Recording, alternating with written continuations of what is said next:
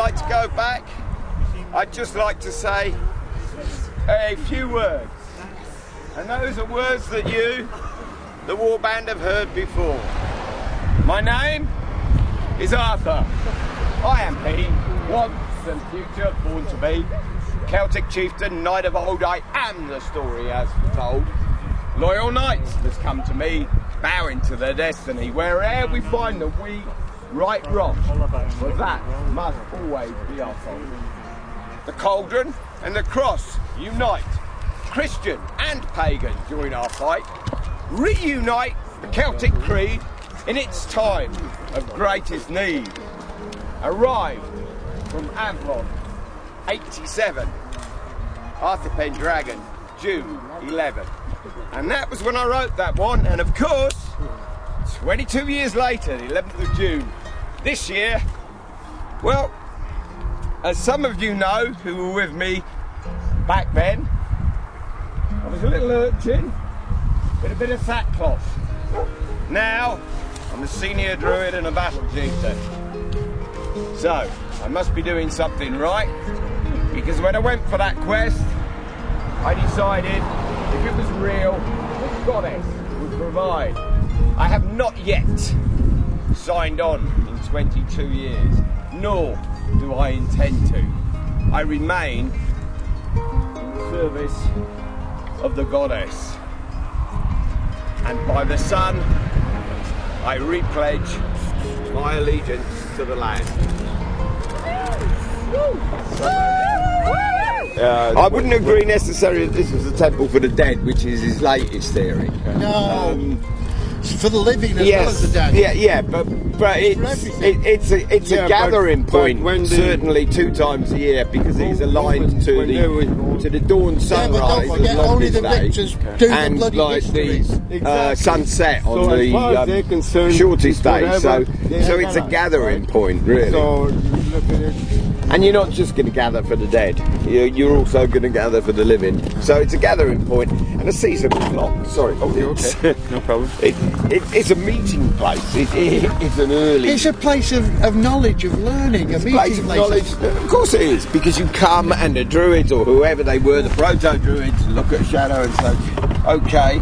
And then you just look at the words and look at the root of the word. Solstice, sun, still, because the sun appears on the horizon for 3 days to be in the same place. So the ancients knew that.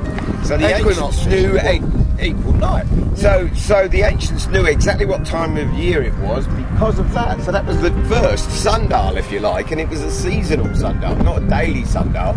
That was built originally to tell what time of year it was. And if you've got a big clock like that somewhere on the Isles, somewhere here, right, in the middle of Salisbury Plain, then people from all the different tribes are going to come and see it. But they're not going to come and see it on any day of the year. They're going to want to see how it works. They're going to come and see it on the longest day or the shortest day. So it's going to become a gathering point, whichever way you look at it. And once you start gathering twice a year at the longest and the shortest days, it doesn't take you too long to work out the equal days. Then people gather 4 times a year. Then it becomes sacred.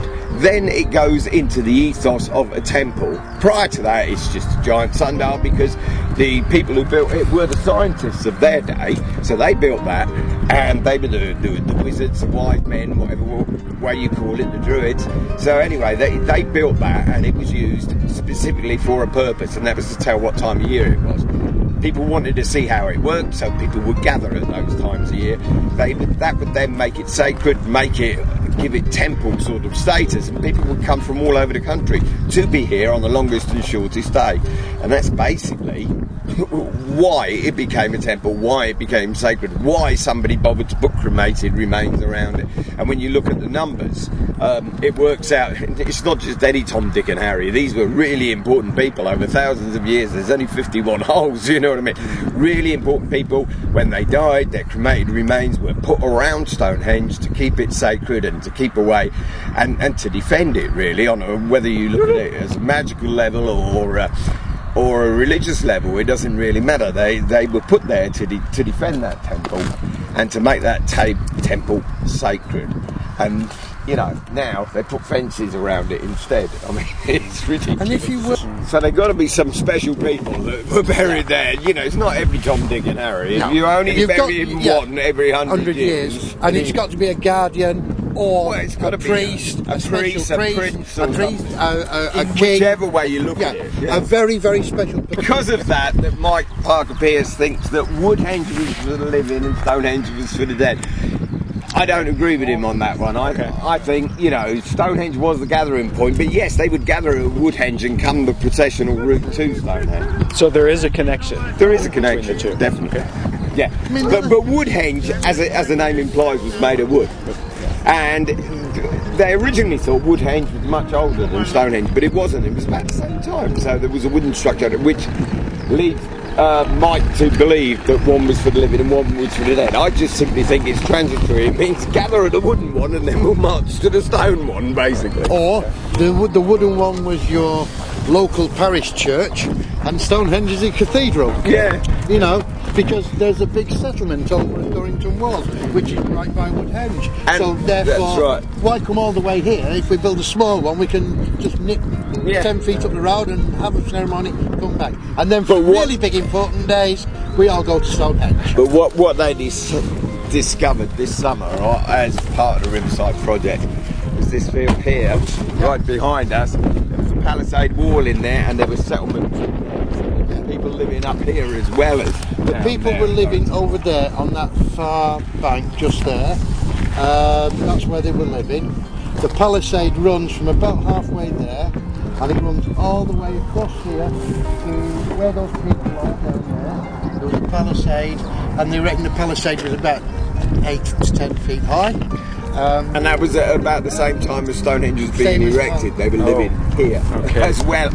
Prior to that, they thought they were just living down at Dorrington Walls near Woodhenge. But as of this year, they have found proof that they were actually erected.